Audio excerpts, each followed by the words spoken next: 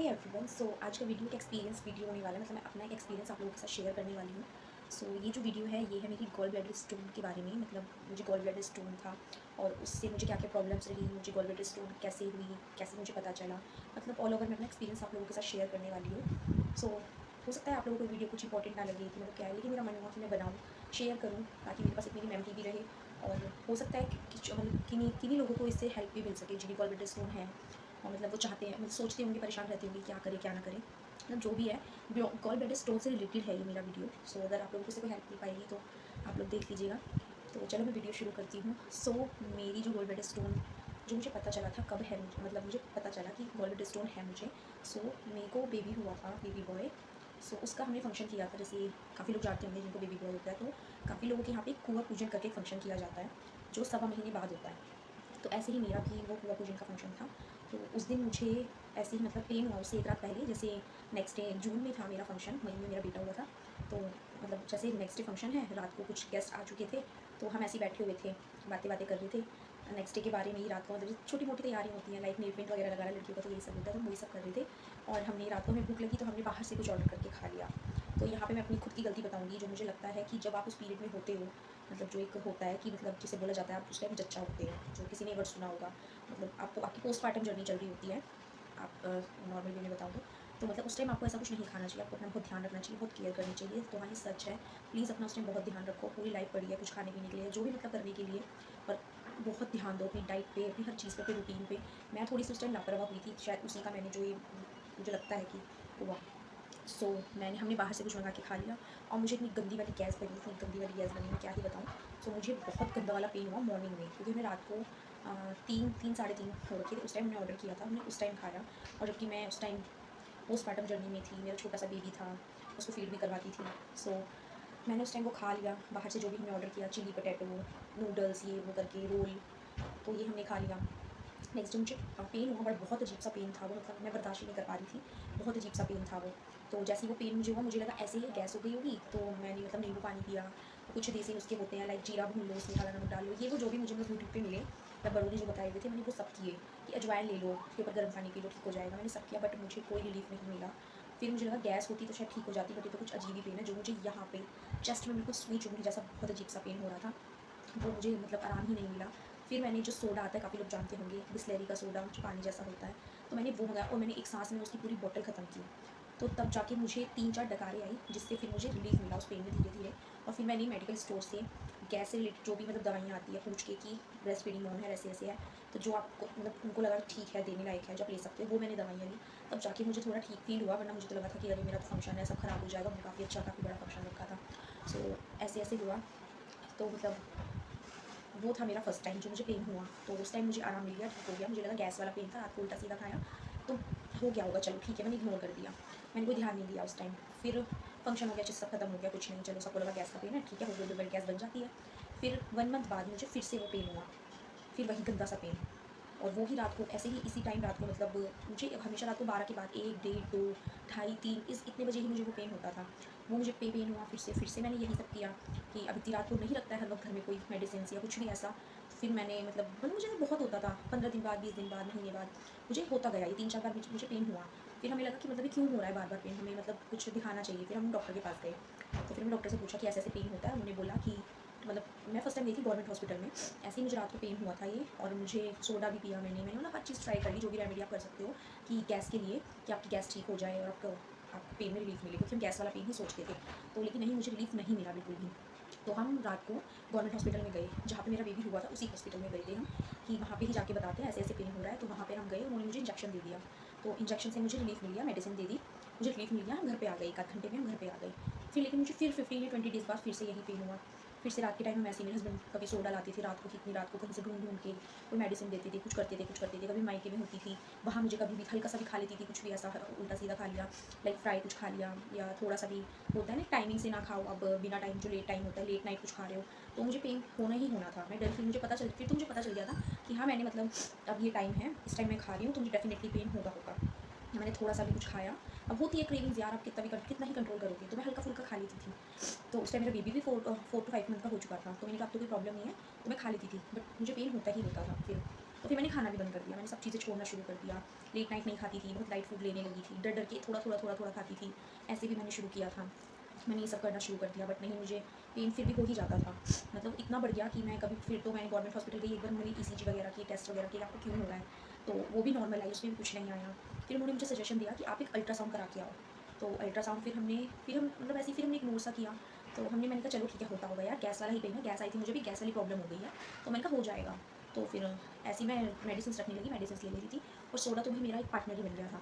हमेशा मेरे घर में सोडे की बोतल फिर रहने लगी थी फ्रिज में, 2-3 बोतल्स की, जब भी होगा ठीक है, मैं सोडा पूरा पी लेती थी गट करके पूरी बोतल, तो मुझे रिलीफ मिल जाता था। बट वो भी मैंने सुना है ज़्यादा ठीक नहीं होता है वो भी पीना, तो आप लोग ऐसा मत करिएगा। तो फिर हमने, जब मुझे फिर से पेन हुआ और बहुत परेशान हुई, मैं बहुत परेशान हुई, मुझे फिर से मैं वहीं गवर्नमेंट हॉस्पिटल गई। वहाँ पे उस टाइम मुझे 3 इंजेक्शंस दिए उन्होंने, और वो इतने हार्ड होते हैं, आपने सुने भी होंगे कि जो एकदम से पेन को रोक दे, वो मैंने सुना है बहुत बहुत हार्ड होता है। मतलब इंजेक्शन जो आपको लगता है वो ज़्यादा लगवाने ठीक भी नहीं होते, तो वो आपके लिए सेफ़ नहीं है। तो वो मुझे इंजेक्शंस लगते थे। फिर डॉक्टर ने हार कर हमें मना कर दिया कि अब हम आपको कोई इंजेक्शन नहीं दे सकते, आपको अगर इससे रिलीफ नहीं मिल रहा है तो सॉरी, अब हम आपका कोई ट्रीटमेंट नहीं करेंगे, अब आप किसी और हॉस्पिटल चले जाओ। तो उन्होंने हमें ऐसे बोल दिया था। तो फिर हम वहाँ पे हमने जाना बंद कर दिया। फिर भी होता रहा, फिर काफ़ी हुआ, मतलब मैं पता नहीं, कोई काउंटिंग ही नहीं है। मैं क्लिप्स कुछ ऐड करूँगी, आप देखना। मैं हर बार की क्लिप तो नहीं ले पाती थी, बट कोई लेती थी। फिर कभी मैं मोस्टली अपने मायके चली जाती थी, कभी ससुराल होती थी। तो जब भी हम हॉस्पिटल भागते थे, जाके मुझे जब तक ड्रिप्स नहीं लगती थी, ड्रिप्स के थ्रू मुझे इंजेक्शंस नहीं दिए जाते थे, मुझे रिलीफ मिलता ही नहीं था। इतनी बुरी हालत हो गई थी मेरी, और बस क्या ही बताऊँ, बहुत बुरा दर्द होता था। मैं आपको वर्ड्स में तो एक्सप्लेन ही नहीं कर सकती कितना गंदा वाला पेन होता था। बिल्कुल यहाँ पर वो पेन होता था, और वो धीरे धीरे से ऊपर बढ़ता था, कभी नीचे जाता था, कभी पेट वैसे घूमता था, बहुत अजीब सा पेन था। कभी कभी तो ऐसा लगता था कि मतलब वो हार्ट पे भी आ जाता था, कि मुझे कभी ऐसा लगता था कि कभी मुझे हार्ट अटैक ही ना आ जाए, कि इस टाइप का पेन है या क्या है। मतलब अजीब सा ही था। एक तो आपके साथ जब कुछ ऐसा हो रहा होता है, आपको समझ नहीं आता कि मतलब क्या हो रहा है। तो वही मेरे साथ हो रहा था, मुझे समझ ही नहीं आता था यार क्या। कई बार मुझे गुस्सा आ जाता था, मैं बेड में सर मार रही हूँ, मैं फर्श पे सर मार रही हूँ, दीवारों में मारने लग जाती थी। मेरा छोटा सा बच्चा रो रहा होता था, और मैं उसको फीड भी नहीं करा पाती थी। फिर उसको मुश्किल से कभी कोई संभाल रहा होता था, कभी कोई। मैं तो बस तड़पती रहती थी, फर्श पे लेट लेट कर, घूम घूम कर। ऐसा इतना गंदा वाला मुझे पेन होता था। फिर हमने अल्ट्रासाउंड करा लिया था, उस बीच अल्ट्रासाउंड कराया। तब मुझे पता चला, मैं ऐड करूँगी यहाँ पे फोटो भी, कि मैंने फर्स्ट अल्ट्रासाउंड जब कराया था, तो उसमें फिर मुझे पता चला कि मेरे गोल ब्लैडर में स्टोन है। और 1, 2, 5, 10 नहीं, मल्टीपल स्टोन्स थे, कोई काउंटिंग नहीं थी। इतनी सारी स्टोन्स थी, और फिर गॉल ब्लैडर में इन्फेक्शन, स्वेलिंग, ये सब भी आया हुआ था। तो उस वजह से फिर डॉक्टर ने बताया आपको इस वजह से इतना ज़्यादा पेन होता है, वरना इतना पेन नहीं होता नॉर्मल गॉल ब्लैडर स्टोन में। कि काफ़ी लोगों को है, मैंने अपने यहाँ पे भी सुना था कि नहीं, मतलब मेरी फैमिली में ही कि थी, उनको गॉल ब्लैडर स्टोन, उनके भी ऑपरेशन हो रखे हैं, तो उनको ऐसा कोई पेन होता ही नहीं था। मुझे पता नहीं क्यों इतना पेन होता था। तो फिर हमें पता चला कि मल्टीपल स्टोन्स हैं, एक तो उसमें स्वेलिंग भी आ गई थी, उसमें इन्फेक्शन भी हो चुका था, इसलिए मुझे इतना हाई लेवल पे पेन होता था। तो ऐसा कुछ हुआ। तो हमने सोचा ठीक है चलो, हम कोई इधर उधर कुछ नहीं करेंगे अब हम। तो हमने एक, मेरे मायके के साइड ही एक प्राइवेट हॉस्पिटल था, जहाँ पे मेरे उधर की थे रिलेटिव, उनका ऑपरेशन हो रखा था। तो उन्होंने हमें सजेशन दी कि आप वहाँ पे जाओ, वहाँ पे बहुत अच्छा है, आप वहाँ पे ऑपरेशन करा लो। हम वहाँ पर गए, उन्होंने जैसे ही अल्ट्रासाउंड रिपोर्ट देखी, उन्होंने ऑपरेशन के लिए हमें मना कर दिया कि अभी हम आपको ऑपरेशन नहीं कर सकते हैं, तो अभी तो नहीं कर पाएंगे, अभी आप दवाइयाँ खाओ, पहले अभी इन्फेक्शन और स्वेलिंग खत्म करो, तब हम आपको ऑपरेशन कर पाएंगे। ठीक है चलो भाई, मैंने वो दवाइयाँ भी खाई, मैंने 15 दिन वो दवाइयाँ खाई, तो तब भी कुछ वो नहीं हुआ। फिर हम गए, फिर उन्होंने बोला कि ठीक है अभी आपको 3-4 दिन एडमिट रहना पड़ेगा, हम ये दवाइयों से आपका ठीक करेंगे, स्वेलिंग इन्फेक्शन जो भी है, देन हम आपका ऑपरेशन करेंगे। बट पता नहीं, होता है ना अंदर से आपको फीलिंग ही नहीं आती कि नहीं मुझे यहाँ पे कराना चाहिए, ऐसा कुछ होता है। तो मेरा वही मन हुआ कि नहीं, पता नहीं कि मेरा मन नहीं था कि मैं यहाँ पे कराऊँ। तो मैंने अपने हस्बैंड को और मेरे चाचू वगैरह गए हुए थे, मैंने सबको मना किया कि नहीं मुझे नहीं कराना, अभी आप मुझे घर लेके चलो। तो वहाँ से हम घर आ गए। देन फिर वहाँ से हम घर आ गए, चलो ठीक है, थोड़ा बहुत रिलीफ रहा। फिर मुझे बीच में ऐसे ही पेन होता रहता था, वो तो मेरी चली रही थी जर्नी कि पेन हो गया, ठीक है, मैं प्राइवेट हॉस्पिटल चली गई, जाके एडमिट हो गई 2-3 घंटे के लिए, ड्रिप्स के थ्रू मुझे इंजेक्शन देते थे। पहले वो नॉर्मल देते थे, नहीं रिलीफ मिलता था, फिर वो यहाँ पे कैमरा लगाते थे, ड्रिप्स के थ्रू मुझे इंजेक्शन देते थे, तब मुझे रिलीफ मिलता था। देन मैं रात को 3 बजे 4 बजे घर पे आती थी, और वो पेन मुझे 12 के बाद 1-2 बजे ही होता था। तो भाई बहुत लोग परेशान हुए बेचारे मेरे साथ, कभी मेरे पापा, कभी मेरे हस्बैंड, कभी कोई, मतलब बहुत बहुत परेशान होती थी, क्योंकि मुझे रात को ही होता था। और आपको अगर हो रहा है, लेकिन आपको कोई लेके जा रहा है, तो ऑब्वियसली आपके साथ वो भी परेशान ही हो रहे हैं, और मुझे ये चीज़ अच्छी नहीं लगती थी। बट अब कौन नहीं करेगा फिर, अगर आपके कोई नहीं करेगा, ऑब्वियसली हस्बैंड है, वही काम आएंगे, या आपके कोई पापा वगैरह अगर आप अपने घर पे हो तो वही करेंगे। और भाई टच वुड, उन्होंने मेरा बहुत साथ दिया उन लोगों ने, so thank you so much. तो हम जाते थे, मतलब ऐसे होता रही, काफ़ी टाइम तक चलता रहा। फिर हमें किसी ने सजेस्ट किया कि आप लोगों ने, सभी ने जो दिल्ली में रहते हैं उन्होंने सुना होगा RML हॉस्पिटल। सो वहाँ पर किसी ने सजेशन दिया कि आप वहाँ जाओ, वहाँ बहुत अच्छा गॉल ब्लैडर का जो भी है ऑपरेशन होता है, तो वहाँ पे आप जाओ। और होता है ना, मतलब एक तो आपका होता है दूरबीन वाला, एक होता है आपका नॉर्मल ऑपरेशन, कि वहाँ पे आपका दूरबीन वाला ही करेंगे, वो बहुत अच्छा है। तो वहाँ पे मेरे ससुराल में है, जो मेरी चाची जी हैं, मतलब मेरे हस्बैंड की चाची जी, उनका भी रखा है, तो उन्होंने भी, मैंने काफ़ी अपने उधर भी 2-4 लोगों से सुना कि बहुत अच्छा है, तो हमने वहाँ जाना स्टार्ट किया। तो टचवुड हमारे एक जानने वाले थे वहाँ पे, तो थोड़ा सा उनके थ्रू हमारा थोड़ा सा जल्दी हो जाता था, कि पेपर हमारा जल्दी बन जाता था ये वो करके, तो हम वहाँ पे जाने लगे। तो धीरे धीरे वहाँ पे हमारे टेस्ट वगैरह हुए, टेस्ट होते थे, अब बुलाया है, चलो फिर इतने दिन बाद आना है, इतने दिन बाद आना है, काफ़ी मैंने चक्कर लगाए, मैंने 3-4 महीने से ज़्यादा ही बल्कि मैं बहुत टाइम तक वहाँ पे जाती रही। कभी मेरा ये टेस्ट हो रहा है, कभी मेरा वो टेस्ट हो रहा है, कभी कुछ हो रहा है, कभी कुछ हो रहा है। ठीक है चलो, फाइनली इतना कुछ होने के बाद मुझे ऑपरेशन की डेट मिल गई, मैं खुश हो गई, ठीक है ऑपरेशन चलो हो जाएगा। तो मुझे मिली थी अगस्त टू हाँ, अगस्त 2025 की मुझे डेट मिली थी ऑपरेशन कराने की। कि चलो ठीक है ऑपरेशन हो जाएगा। फाइनली धीरे-धीरे उस बीच में मुझे ऐसे ही पेन होता था, मैं एडमिट होती रहती थी, ये तो मेरा चलता ही था। पता नहीं मैं कितनी बार एडमिट होती थी हॉस्पिटल्स में। तो ऐसे ही चलता रहा, ठीक है चलो। तो फिर फाइनली वो डे आया, मेरा डे था 14 अगस्त। उस दिन मुझे जाना था और 13 अगस्त को मुझे जाना था। उस दिन कुछ पेपर वर्क करना था, वहाँ पे लोगों ने बुलाया था। फिर 14 अगस्त को मुझे एडमिट करने वाले थे और नेक्स्ट 15 को मेरा ऑपरेशन था, इंडिपेंडेंस डे वाले दिन। तो मैं गई, और ये मुझे बहुत बेकार लगता है गवर्नमेंट हॉस्पिटल्स का। गए जाके उन्होंने मुझे, ठीक है चलो, मैं खुश थी कि फाइनली मैं एडमिट हो जाऊँगी, मेरा ऑपरेशन हो जाएगा और मुझे इस पेन से छुटकारा मिलेगा। बट गई मैं जाके, क्या बोलते हैं, फाइनली जैसे तो आपको पता है लाइन्स कैसी होती हैं, आपको अब ये करना है, अब वो करना है, एक चीज़ यहाँ हो रही है, एक चीज़ वहाँ हो रही है, ऐसे चेक जैसे जैसे कर के मेरा नंबर आया। और हाँ, मैं आपको बताना भूल गई, उससे पहले तो मेरे साथ क्या सीन हुआ था कि उससे पहले मेरी इतनी हालत ख़राब हो चुकी थी, इतनी हालत ख़राब हो चुकी थी उस बीच मुझे फिशर प्रॉब्लम भी हो गई थी, बिकॉज़ मैं खा पी नहीं पाती थी, डर के मारे मैंने खाना ही छोड़ दिया था। कभी मैं सिर्फ मूँग दाल लेती थी, कभी खिचड़ी लेती थी, वो भी इतनी सी लेती थी, वॉमिट जैसा मन होता था या फिर तुरंत गैस बनती थी, पेट में दर्द ऐसा होता था कि पता नहीं आपके पेट में क्या हो गया है। उस वजह से मुझे कॉन्स्टिपेशन रहने लगा, काफ़ी बहुत हद तक कॉन्स्टिपेशन, मतलब होता है ना बुरे वाला कॉन्स्टिपेशन हो गया। और इसमें मैं कोई शर्म नहीं करूँगी, मैं गर्ल हूँ तो मैं शर्म करूँ, भाई मुझे हो गया फिशर प्रॉब्लम, जानते भी होंगे आप लोग, गूगल कर सकते हो, फिशर प्रॉब्लम हो गया, जिसमें मुझे स्टूल पास करने में बहुत प्रॉब्लम होने लगी। और फिर मुझे धीरे धीरे ब्लीडिंग स्टार्ट हो गई। फिर मैं वॉशरूम जाने से भी डरने लगी, मुझे बहुत डर लगता था, मतलब वॉशरूम जाने में भी ऐसा मेरे साथ हुआ है भाई। तो मैं बहुत डरी। उस बीच मैंने छोटे से होते हैं आपके आस पड़ोस में डॉक्टर्स होते हैं, मैंने उन लोगों से भी मैंने दवाई ली। तो मैं गई, तो मैंने कहा मुझे ऐसे कॉन्स्टिपेशन की प्रॉब्लम हो रखी है, तो मैंने वहाँ से मेडिसिन वगैरह ली कि मुझे रिलीफ मिलेगा, बट मुझे नहीं रिलीफ मिला, कुछ रिलीफ नहीं मिला मुझे। तो मैंने फिर बिल्कुल ही खाना छोड़ दिया, बस मैं दही ले लेती थी, थोड़ी बहुत खिचड़ी ले लेती थी, बस यही चलता था मेरा। बट मुझे वो भी सूट होना बंद ही हो गया था, मतलब वो भी मुझे डाइजेस्ट नहीं होता था। इस लेवल पे पता नहीं क्या हो चुका था मेरे अंदर, मुझे जो पता ही नहीं था। तो ऐसा होता रहा। फिर मेरे हस्बैंड ने भी बोला, भई ये बहुत हालत बेकार हो रखी है, अब आप सब छोड़ो, अब हम जाते हैं प्राइवेट जाके अपना ऑपरेशन करा लेते हैं। बट मैंने कहा नहीं यार, प्राइवेट का भी थोड़ा पता नहीं, मेरे मन में क्या ही, मैं एक अजीब ही हूँ। तो मैंने कहा नहीं, जब हमारा आने वाला डेट हमारे पास है तो हमारे में ही जाते हैं, मतलब गवर्नमेंट हॉस्पिटल ही जाते हैं, देख के आते हैं। अगर वहाँ पे नहीं हो पाता, ठीक नहीं लगता है, तो हम करा लेंगे प्राइवेट। तो ऐसा नहीं है कि हमें फाइनेंशियली कोई प्रॉब्लम थी, ऐसा कुछ था, बट एक मन में था कि चलो यार, जब इतना अच्छा सब बता रहे हैं वहाँ पे एक्सपीरियंस, तो हम वहीं पे करा लेते हैं। तो बस ये था मन में। तो इसलिए मैंने सबसे तारीफ़ सुनी हुई थी, इसलिए मैं वहाँ पे वहीं जाने की करती थी। तो फाइनली उस टाइम मैं अपने घर पे गई हुई थी, तो घर पे गई हुई थी, ऐसे ही नॉर्मली मिलने के लिए गई थी। तो उसी दिन वो डेट थी ऑपरेशन, आई मीन जाने की, अगस्त। अब आते हैं हम उस टॉपिक पे। तो मैं गई 13 अगस्त को कि ठीक है चलो नेक्स्ट डे मुझे एडमिट होना है, आज मुझे बुलाया है तो मैं जाती हूँ। तो जाके हमने वहाँ पे जो भी होता है, वहाँ पे आपका पेपर बनवाया, जो एक आपका पेपर बनता है, मैंने वो पेपर बनवाया, डॉक्टर से मिल लिए, सब हो गया। फिर उन्होंने बोला कि आपको एक कोई वहाँ पे है बिल्डिंग करके, कि आपको उस फ्लोर पे जाना है। मैं वहाँ पे चली गई। तो मैंने कहा ठीक है, जाते हैं वहाँ पे। जैसे जैसे हमारा नंबर आया, हम वहाँ पे जो भी आपको ऑपरेशन, मतलब जो डेट मिलती है, फिर वो बताते हैं आपको कब आना है, कैसे एडमिट होना है। तो मैं वहाँ पे चली गई। तो मैंने कहा सर, आज आपने ऐसे बुलाया था, मेरे हस्बैंड के साथ, तो उन्होंने बोला कि आपने बुलाया था, कल एडमिट होना है, गॉल ब्लैडर स्टोन का ऑपरेशन होना है। तो भाई क्या बोलते हैं, सर कल ही मशीन ख़राब हुई है, आपका अभी ऑपरेशन नहीं हो सकता है, आप लोग अक्टूबर में आइएगा, और अगर आपको भी हाथ वाला ऑपरेशन कराना है तो वो आप करा लो, और मैं फ़ोटो ऐड करूँगी, आप देखना मेरी। मैं जब मेरा बेबी हुआ, मैं 69 केजी हो गई थी, 69 केजी थी गोलू मोलू। और मेरा इस बीच में जो ये सब मेरे साथ हुआ, मेरा जस्ट 37 किलो वेट रह चुका था, 37 केजी। मैं फ़ोटो लगाऊंगी, देखो आप ये वाली फ़ोटो। मैं इतनी बुरी हो गई थी ना कि मुझे खुद को शीशे में देखने में शर्म आती थी, बहुत अजीब लगता था कि मैं कैसी हो गई हूँ। तो फिर बोला, मेरे हस्बैंड ने ही बोला फिर उनको कि आपको लग रहा है मेरे पेशेंट को देख के कि मतलब ये ऐसा वाला ऑपरेशन करवा सकते हैं, कि हमने तो दूरबीन वाला ऑपरेशन की हमारी बात हो रखी है, वो है हमारा, तो कि नहीं हो सकता, कल ही मशीन ख़राब हुई है, आप लोग अक्टूबर में आइएगा, मैं डेट दे देता हूँ, आप ऐसे ऐसे आइएगा। भाई फिर मेरी हालत ख़राब थी। हाँ, उससे पहले भी क्या हुआ था, मैं भूल गई। जाते-जाते हम मेट्रो से गए थे, अपनी कन्वेंस से नहीं गए थे। तो मेट्रो में जाते-जाते मैं, राजीव चौक से पहले ही आता है ना, सॉरी पटेल चौक हमें उतरना होता था, राजीव चौक पे मैं मेट्रो में बेहोश हो गई। क्योंकि मैं इस हद तक इतनी वीक हो चुकी थी, कुछ खाती नहीं थी, कुछ नहीं, मेरे अंदर कुछ नहीं बचा हुआ था, मुझे लगता था। तो बस हर वक़्त चक्कर आते थे, बस लेटे रहो, काम मत करो। तो मैं बेहोश होके मेट्रो में गिर गई। उससे पहले बहुत ज़्यादा भीड़ थी, क्योंकि मॉर्निंग में ऑफ़िस टाइम होता है। तो मतलब मैं मेट्रो में सडनली बेहोश होके गिर गई, ऐसा मेरे साथ हुआ।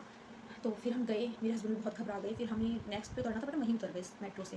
तो वहाँ पे मैं थोड़ी देर बैठी, थोड़ी देर बैठने के बाद मैंने पानी वानी पिया, मुझे थोड़ा ठीक लगा। तब हमने वहाँ से निकल गए, फिर हमने उनसे ऑटो बुक किया, फिर हम हॉस्पिटल गए। उसके बाद ये सब चीज़ हुआ था जो कि, और अभी ऑपरेशन नहीं होता। फिर हमें बहुत, मतलब मेरा दिमाग बहुत ख़राब हो चुका था कि ठीक है, अब मैं आपकी मानूंगी, भाई मुझे नहीं कराना है, आप लोग मुझे ले चलो जहाँ भी मतलब होना है, प्राइवेट में ही चलते हैं। अब मैं नहीं कर सकती, अब मैं नहीं सह सकती, मेरी इतनी बुरी हालत हो चुकी थी कि अब मैं नहीं सह पा रही थी। तो ठीक है, फाइनली हम घर आ गए, वहाँ से हम ऑटो बुक करके घर आ गए। और जैसे ही हम घर आए, मतलब मेरे मायके ही आए थे हम। मेरा मायके क्योंकि वहाँ से पास था, तो हम घर पे आ गए। मेरे घर पे मैं ऐसी रेस्टोरेंट में हिम्मत ही नहीं थी, मैं आते ही लेट गई। तो मैं लेट गई, मेरी आँख लग गई, मैं सो गई। तो जैसे ही शाम को पता नहीं मुझे क्या हुआ, मैंने शाम को जैसे ही मेरी आँखें खुली, तो मतलब मम्मी मैंने मेरी आँख नहीं खुली, मेरी मम्मी आई कि उठ जा बेटा कुछ खा ले, थोड़ा-सा कुछ खा भी ले, जो भी तू हल्का-फुल्का खाना है, क्योंकि बिल्कुल खाली पेट भी रहना सही नहीं है। तो थोड़ा-सा खा ले, तो मैं उसके लिए उठ ही रही थी, बट मैं पता उठ ही नहीं पा रही थी। जैसे मेरी बॉडी में कुछ है ही नहीं, मतलब मेरी बॉडी जैसे मेरा साथ ही नहीं दे रही है। जैसे लाइक एक डेड बॉडी होती है ना, वैसे सी थी। मैं ऐसे उठ रही हूँ, तो फिर गिर रही हूँ। मैं उठ रही हूँ, मैं गिर जा रही हूँ। मैंने कहा मुझमें हिम्मत ही नहीं है, मेरी आवाज़ भी नहीं निकल रही थी। मेरे हस्बैंड बाहर की तरफ एक रूम था उसमें थे, और मैं अंदर की तरफ एक रूम में थी। तो मेरे हस्बैंड वहाँ पे रेस्ट कर रहे थे, क्योंकि आप थक ही जाते हैं। जब गवर्नमेंट हॉस्पिटल जाते हैं, लाइन्स वगैरह होती है, इधर भागो उधर भागो, तो वो भी थोड़ा रेस्ट कर रहे थे। तो सिर्फ मेरी इतनी सी आवाज़ निकली कि भाई को मैंने बोला कि अपने जीजू को उठा दो, मुझे कहीं ले चलो, मुझे बिल्कुल हिम्मत नहीं है। और मैं इतना बोल के ऐसे पीछे गिर गई। ये मेरी हालत थी, मेरी मम्मी भी बहुत घबरा गई हैं, पापा वगैरह थे नहीं, इस टाइम वो लोग ऑफिस में थे। तो तुरंत ही ये लोग मुझे, मेरा भाई और मेरे हस्बैंड मुझे लेकर, मेरे घर के पास एक प्राइवेट हॉस्पिटल था, हमें काफ़ी लोगों ने उसकी भी सजेशन दी थी। वहाँ पे भी गॉल ब्लैडर स्टोन की बहुत अच्छी सर्जरी होती थी कि आप वहाँ पे जाओ। तो हम वहाँ पे चले गए, वहाँ पे उन्होंने इमरजेंसी में मुझे एडमिट किया। तो वहाँ पे एडमिट करने के बाद मतलब बीपी जो था बिल्कुल डाउन था। तो उन्होंने बोला बीपी नहीं है, कुछ नहीं है, और मतलब हालत ही देख के उन्होंने बोला कि इनको आईसीयू में एडमिट करना पड़ेगा। सो अब एकदम से आप डिसीजन नहीं ले पाते हो अकेले, और जिसने कभी ऐसा कुछ देखा ही नहीं, मेरे हस्बैंड ने भी ऐसा कुछ कभी एक्सपीरियंस नहीं किया था, तो वो भी थोड़ा डर गए। उन्होंने पापा को कॉल वगैरह की, जो भी नॉर्मली ये सब चलता है वो सब हुआ। फाइनली उन्होंने डिसीजन लिया और मेरे को आईसीयू में एडमिट करना पड़ा, बिकॉज उन्होंने इमरजेंसी मुझे 2-3 घंटे रखा था, मेरा बीपी बिल्कुल भी बढ़ ही नहीं रहा था, बिल्कुल डाउन था। देन फिर मैं मतलब आईसीयू में चली गई। आईसीयू में जाने के बाद काफ़ी बुरी हालत थी मेरी। वहाँ पे फिर जितने भी चेकअप्स हुए, भाई विटामिन की कमी, कैल्शियम की कमी, मतलब फाइल मैं आपको दिखाऊंगी, आप दिखाऊँ, एक्चुअली रखी हुई है मैंने काफ़ी अंदर। मैं उसकी दिखाती हूँ, फोटो ऐड करूँगी। इतनी मोटी फाइल बन गई थी, और हर चीज़ की मेरी बॉडी में कमी थी, हर चीज़ की कमी। पता नहीं कैसे इतनी कमियाँ हो गई थी, मतलब इतनी सारी कमियाँ निकल गई बॉडी के अंदर। तब मुझे समझा, ओह इसलिए मेरी ये हालत थी। सो अब मैं यहाँ पे आपको ये बताऊँगी, जो भी न्यू मॉम्स बनती हैं, तो प्लीज़ प्लीज़ मॉमीज़ ये गलती मत करना कि जो भी आपको दी जाती है ना, मतलब जो भी आपको सप्लीमेंट्स मिलते हैं, लाइक कैल्शियम टैबलेट्स, आयरन, या जो भी आपको डॉक्टर सजेस्ट करते हैं कि आपको ये लेनी ही है आफ्टर मतलब डिलीवरी भी, तो प्लीज़ लेना। मैंने नहीं ली थी, मैंने शायद ये गलती कर दी थी। उस वजह से शायद मुझे इतनी प्रॉब्लम्स हुई, क्योंकि आप ब्रेस्ट फीड भी करते हो यार, तभी आप डिलीवरी करते हो, जो कि ईजी नहीं है। मेरी नॉर्मल डिलीवरी हुई थी, उसका भी मैंने ब्लॉग डाला हुआ है, वो भी मेरी बड़ी हॉरिबल सी हुई थी। जिसकी ऐसी डिलीवरी हो रखी है उसको तो वैसे ही बहुत ध्यान देने की ज़रूरत होती है, जो कि मैंने नहीं दिया, मैंने लापरवाहियाँ की थी, शायद इसलिए मैंने ये सब फेस किया। तो आप लोग मत कीजिएगा, आप लोग अपनी सारी मेडिसिन लीजिएगा, डाइट भी अच्छे से रखिएगा, ध्यान दीजिएगा अपने ऊपर। मैंने नहीं दिया था, शायद इसलिए मेरे को बॉडी में इतनी सारी हुई। ब्लड की कमी थी, मेरे को 3-4 दिन आईसीयू में रहना पड़ा। उन्होंने बोला कि ब्लड नहीं है, ब्लड चढ़ेगा। मैं यहाँ पे क्लिप सेट करूँगी, देखना आप लोग। मेरे में फिर वेन्स ही नहीं मिलती थी, फिर यहाँ फाइनली मेरे को कैमरा लगा, देखना फोटो में, फिर यहाँ से मुझे ब्लड चढ़ा। 2-3 यूनिट मुझे ब्लड चढ़ा, जो मेरे हस्बैंड लेके आए आधी रात को जाके, तो ब्लड बैंक से फिर मुझे ब्लड वगैरह चढ़ा। फिर मैं 2 दिन आईसीयू में रही, देन मैं वार्ड में शिफ्ट हुई। बहुत बुरी हालत थी, बच्चा बेचारा परेशान, छोटा सा था, 6-7-8 महीने का था। वो कभी दादू दादी के पास, कभी नाना नानी के पास, ऐसे इधर उधर रहता था, और उसके लिए मुझे बहुत बुरा फील होता था, बहुत बुरा। जो भी मॉमीज़ हैं वो समझ सकते हैं कि कैसा फील होता होगा, बहुत बुरा फील होता था। तो बहुत बुरा फील होता था। तो ऐसे हुआ, ये सब चलता रहा। फिर वहाँ पर भी उससे पहले मेरा उसी हॉस्पिटल में हाँ, उसी बीच फिशर का भी मेरा ट्रीटमेंट हुआ। बहुत अच्छे डॉक्टर थे जिन्होंने फिशर का ट्रीटमेंट किया, वो मैंने उस प्राइवेट हॉस्पिटल में ही कराया। उन्होंने बोला बेटा पहले आप इसका ट्रीटमेंट कराओ, देन हम आपका गॉल ब्लैडर का जो भी है सर्जरी करेंगे। तो जो मेरा फिशर का जो कर रहे थे ट्रीटमेंट, वही डॉक्टर मेरी सर्जरी करने वाले थे। तो ऐसे करते करते 15 डेज़ बात करेंगे, 10 डेज़ बात करेंगे, वहाँ का भी मुझे किया। मैंने कहा ये भी गवर्नमेंट हॉस्पिटल की तरह ही कर रहे हैं। फिर मेरा वहाँ से भी मन उठ गया कि मुझे यहाँ पे भी नहीं कराना, आप ले चलो। मतलब हो गई थी, मतलब वहाँ से मैं निकल गई थी, डिस्चार्ज हो गया था मेरा। मुझे वहाँ से ये था कि हाँ, उन्होंने मुझे स्टेबल कर दिया था, तो मैं ठीक हो गई थी वहाँ पे। थोड़ा सा मतलब जो मुझ में इतनी वीकनेस थी, इतना सब कुछ था, वो मुझे ठीक लगने लगा था अपने में, मैं ठीक हो गई थी। तो फिर उन्होंने बोला अभी नहीं कर सकते, अभी आपकी बॉडी नहीं झेल पाएगी सर्जरी, अभी आप नहीं हो उतने मतलब अंदर से स्ट्रॉन्ग कि आप सर्जरी करा पाओ। मैंने कहा ठीक है चलो अभी नहीं कराते हैं। बट मुझे वही डर रहता था कि यार मुझे फिर से पेन हो गया, वो मेरे माइंड में सब बैठ गया था ना, तो मुझे वही डर रहता था कि नहीं मतलब तो मेरा ऑपरेशन हो जाना चाहिए, हो जाना चाहिए, हो जाना चाहिए। फिर फाइनली मेरी मम्मी भी एक्चुअली काफ़ी बीमार वगैरह रहती हैं, उनको काफ़ी प्रॉब्लम्स हैं, तो उनका एक हॉस्पिटल है प्राइवेट हॉस्पिटल। सो वो किसी ने सजेस्ट हमें मतलब बताया कि वहाँ पर भी एक डॉक्टर हैं जो गॉल ब्लैडर में या मतलब कोई भी ऐसी जो सर्जरी होती है, तो वो बहुत बहुत अच्छे हैं, बहुत बड़े डॉक्टर हैं, सर्जरी करते हैं। तो फाइनली मेरे हस्बैंड वहाँ पे गए, उन्होंने वहाँ पे जाके पापा के साथ बात, मेरे पापा के साथ बात की। वहाँ पे पता चल गया हाँ वो गॉल ब्लैडर की सर्जरी भी करते हैं, और बहुत अच्छी करते हैं। और मेरे को तो वो हॉस्पिटल पहले से ही पता था, मैं स्टूड थी मैं उसकी हर चीज़ से, क्योंकि मेरी मम्मी वहाँ पे एडमिट होती हैं, हर ईयर एडमिट होती थी। बच्चों अब नहीं होती हैं, अब वो ठीक थोड़ा ठीक रहती हैं। सो वहाँ पे मैंने बोला ठीक है मेरे को यहाँ सर्जरी करानी है, आप मेरी यहाँ पे सर्जरी करा दो। तो वहाँ पे मेरी सर्जरी हुई फाइनली। बहुत अच्छा हॉस्पिटल है, बहुत अच्छा। जो भी दिल्ली में मैं 2-3 जगह बता देती हूँ, जो ईस्ट दिल्ली में रहते हैं, ईस्ट दिल्ली वाले जो हैं लोग, अगर वैसे तो मैं चाहती हूँ कि प्लीज़ किसी को ऐसी प्रॉब्लम ना हो, बट जिनको भी है, क्योंकि आजकल ये कॉमन भी है यार, तो बिल्कुल भी लापरवाही मत करना। और ये सोचते हैं ना, इतने एड्स आते हैं ये वो कि नहीं निकल जाएगी गॉल ब्लैडर की भी स्टोन्स निकल जाएंगी, भाई नहीं निकलती हैं। कुछ कोई भी गारंटी नहीं दे रहा है, नहीं निकलती। आपको सर्जरी करानी है, लास्ट ऑप्शन सर्जरी है, और बेस्ट भी है। परेशान होने से अच्छा है कि आप सर्जरी करा लो। टचवुड, बहुत बहुत थैंक यू डॉक्टर का कि उन्होंने इतनी अच्छी सर्जरी की कि आज मेरी सर्जरी हुई थी दशहरा वाले दिन अक्टूबर में 2025 में, और टचवुड अब मैं सब कुछ खा लेती हूँ, टचवुड मुझे कोई प्रॉब्लम नहीं होती। उन्होंने मेरी सर्जरी बहुत अच्छी की, जबकि मैंने सर्जरी के बाद खास कोई आराम नहीं किया। जैसे बोलते हैं कि आफ्टर सर्जरी, आफ्टर ऑपरेशन आपको रेस्ट करना चाहिए, बिकॉज मेरा बेबी छोटा था, और सभी लोग समझ सकते हैं जिनका बेबी छोटा होता है उन मदर्स को नहीं मिल सकता वो आराम जो मिलना चाहिए। सो वही मेरे साथ हो, मुझे कोई खास आराम नहीं मिला था मुझे भी कोई खास वो, तो फिर भी बहुत अच्छा हुआ मेरा जो भी था ओवरऑल। थैंक यू डॉक्टर, उन्होंने इतना अच्छा ऑपरेशन किया था। सो जिनको भी अगर है आप मुझे कमेंट कर सकते हो, इंस्टाग्राम में अपनी आईडी दे दूँगी, आप मुझसे वहाँ की बात कर सकते हो, मैं आपको बता सकती हूँ। आपको मैं हाईली रेकमेंड करूँगी कि आप लोगों को भी अगर नीड पड़े आपके किसी फैमिली मेम्बर को, तो आप उन डॉक्टर से अपनी सर्जरी करा सकते हो। सो वो डॉक्टर फाइनली, मैंने इतना टाइम झेला, मैंने इतनी जो प्रॉब्लम झेली, फाइनली मेरी वहाँ पे आके दूर हुई।